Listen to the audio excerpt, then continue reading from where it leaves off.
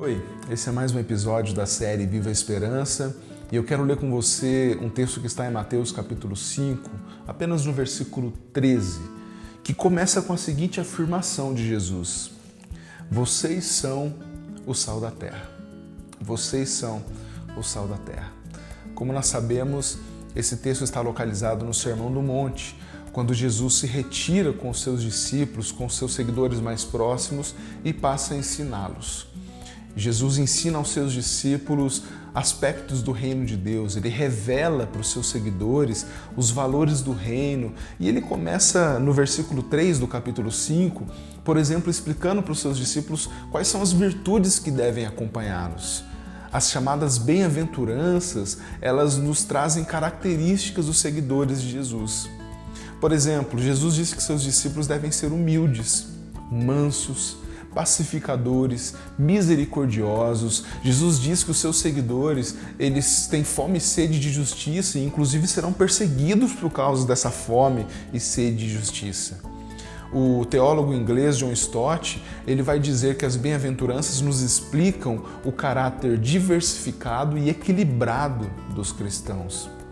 Então Jesus ele continua no seu discurso e ele vai explicar para os discípulos no versículo 13 quais são as implicações práticas dessas virtudes.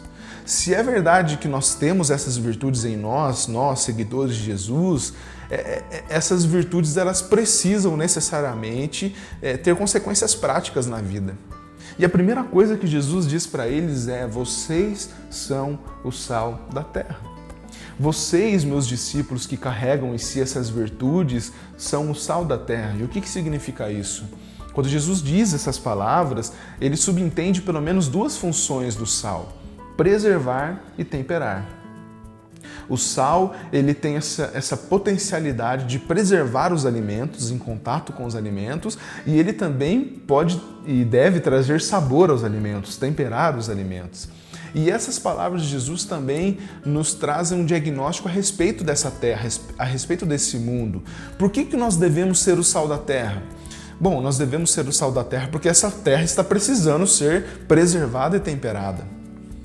A Bíblia é muito clara, a cosmovisão cristã a respeito desse mundo é muito clara em definir que esse mundo jaz no maligno. A presença do pecado faz com que esse mundo caminhe a passos largos à sua própria destruição.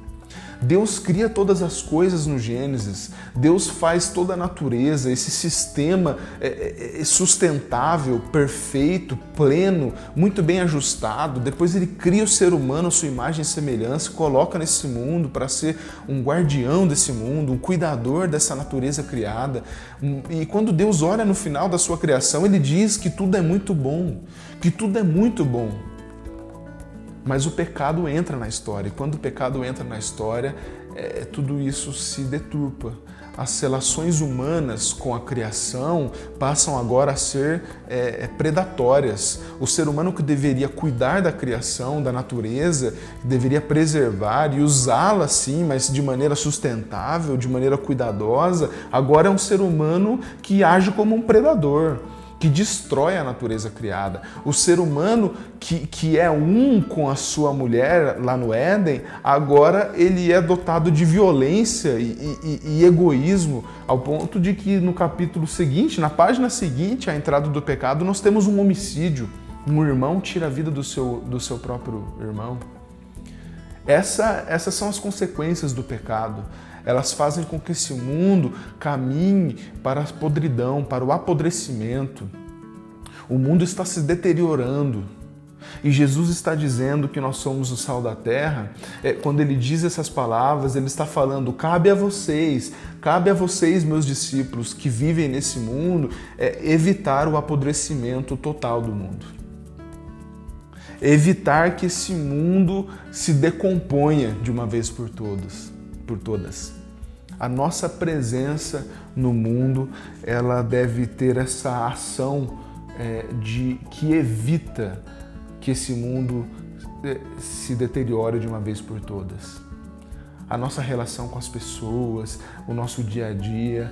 Nós devemos servir como o sal servia naquele tempo para preservar os alimentos. Nós devemos preservar esse mundo da sua destruição, porque sozinho esse mundo não conseguirá se preservar. Mas um outro aspecto do sal, uma outra função do sal, é a de temperar, é a de dar sabor. Jesus está dizendo assim: vocês, meus discípulos, em contato com esse mundo, devem conferir a esse mundo um novo sabor. Devem fazer com que esse mundo tenha um gosto agradável. Porque as relações elas estão amargas. A vida de algumas pessoas está insossa ao ponto das pessoas perderem a vontade de viver.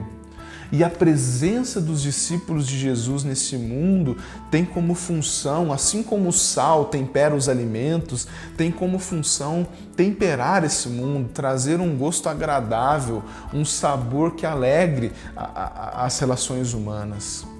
Vocês são o sal da terra, meus discípulos, são as palavras de Jesus. Vocês devem ajudar a preservar esse mundo de sua própria destruição e devem trazer a esse mundo um novo sabor. O sabor que aqueles que carregam os valores do Cristo podem trazer a esse mundo caído. E aí Jesus prossegue no versículo 13 e diz: mas se o sal perder o seu sabor, como restaurá-lo? Não servirá para nada, exceto para ser jogado fora e pisado pelos homens. Aqui está o paradoxo desse nosso chamado de Jesus para sermos sal da terra. Porque o sal, ele só pode exercer a sua função de sal quando em contato com os alimentos. Da mesma maneira, nós só podemos ser sal da terra se nós tivermos contato com essa terra. Portanto, a fé cristã ela não é uma fé escapista. Nós não nos alienamos desse mundo. Nós não nos separamos desse mundo, muito pelo contrário, as palavras de Jesus de que nós somos o sal da terra, elas implicam em presença, em contato com esse mundo. E aqui está o paradoxo, nós devemos estar em contato com esse mundo, nós devemos exercer todas as funções possíveis nesse mundo, sejam elas na universidade como estudantes ou professores, sejam funções no funcionalismo público, seja na política, ou na iniciativa privada, enfim, nos hospitais como médicos, enfermeiros, atendentes, motoristas de ônibus, de aplicativo. Você pode pensar em todas as funções legítimas da atuação humana nesse mundo e nós devemos estar presentes em todas essas camadas da sociedade. Mas o paradoxo está no fato de que nós devemos nos encontrar com esse mundo e ter contato com ele, mas nós não podemos nos deixar contaminar por esse mundo. Esse é o desafio, nós influenciarmos o mundo e não nos deixarmos ser influenciados por ele. Nós trazermos, conferir sabor a esse mundo e não termos o gosto desse mundo colado em nós. Esse é o desafio de Jesus para nós. A nossa presença nesse mundo, ela deve se fazer de modo prático em todos os lugares onde as relações e as influências humanas são legítimas. No entanto, nós não podemos nos deixar contaminar por esse mundo. As palavras de Jesus são: vocês são o sal da terra. Ou seja, o sal ele é necessariamente um elemento diferente daquilo que ele vai temperar. Vocês são diferentes desse mundo. Vocês, Igreja de Jesus, constituem o corpo do Cristo, que é essencialmente diferente desse mundo caído. No entanto, vocês precisam estar em contato com Ele, para que vocês possam preservá-lo e para que vocês possam temperá-lo. A minha oração é para que a gente consiga cumprir esse chamado tão desafiador de Cristo para nós. Principalmente nesse momento de pandemia que nós estamos vivendo. A pandemia, ela também aflora aspectos muito nefastos da natureza humana. As pessoas estão colocando para fora a sua ganância, as estruturas de corrupção estão se aproveitando desse momento para dar vazão a essa maldade capaz de desviar recursos públicos da saúde, para tentar manter uma vida de luxo, uma vida totalmente descolada da realidade de um país tão desigual quanto o nosso, e esse momento de fragilidade tem feito com que essas estruturas possam se corromper ainda mais. Esse momento de vulnerabilidade tem feito com que algumas pessoas percam o prazer pela vida, porque estão se sentindo isoladas, sozinhas, estão com dificuldades de se relacionar. E mais do que nunca, a nossa presença como sal da terra se faz fundamental para que esse mundo não apodreça de vez e para que esse mundo tenha um novo sabor. A minha oração é para que a gente consiga colocar em prática essas palavras de Jesus. Que as nossas relações, aonde nós estivermos, elas sejam permeadas pelos valores e pelas virtudes que Jesus nos coloca lá nas bem-aventuranças, que o Espírito Santo em nós nos capacite a cumprirmos essa vocação, de evitarmos a putrefação desse mundo que é mau, ou seja, de impedirmos que esse mundo se deteriore de uma vez por todas e que nós possamos ser portadores de um gosto bom, que as nossas relações elas sejam permeadas por esse sabor que traz vida, que traz esperança, que traz às pessoas vontade de se encontrar com esse Criador que nós testemunhamos na nossa caminhada.